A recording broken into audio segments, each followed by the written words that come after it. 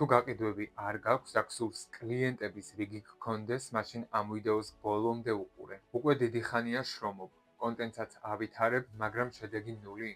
ეს ის რეალობაა, რასაც ბევრი სფეროს სპეციალისტი აწდება. აქ პრობლემა იმაშია, რომ მათ არ იციან, როგორ გაააქტიურონ საკუთარი პერსონალური ბრენდი. გიზიარებ 5 შეცდომას, რომელიც შენს გაყიდვებს კლავს. პირველი, კონტენტს დებ მხოლოდ ლაიქებისთვის, არცაც ჩანს შენი ნიშა, ის თუ რას საქმიანობ.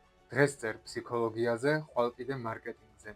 ამ დროს აუდიტორია იბნევა და ვერ ხვდება კონკრეტულად შენ რა პრობლემის გადასაჭრელად უნდა მოგმართოს.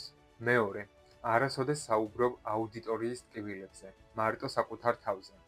ხალხს არ სჭირდება მხოლოდ ისტორია, მათ სჭირდებათ კონკრეტული პრობლემის გადაჭრა, რომელსაც შენი პროდუქტი და მომსახურება უნდა უგვარებდეს.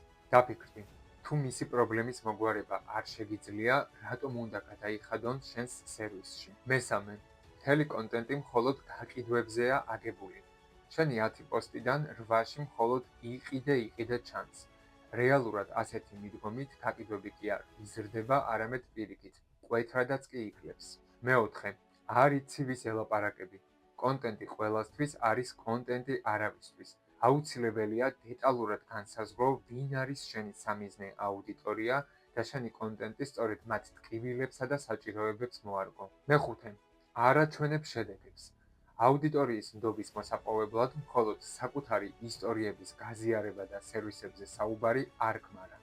აუცილებელია მათთვის სოციალური მტკიცებულებების გაზიარება. ეს შეიძლება იყოს კლიენტების წარმატების ისტორიები, მიღწევები და შედეგები. დამიჯერე, ეს ყველაზე საკვანძო ელემენტია, რაც აუცილებლად უნდა გაითვალისწინო.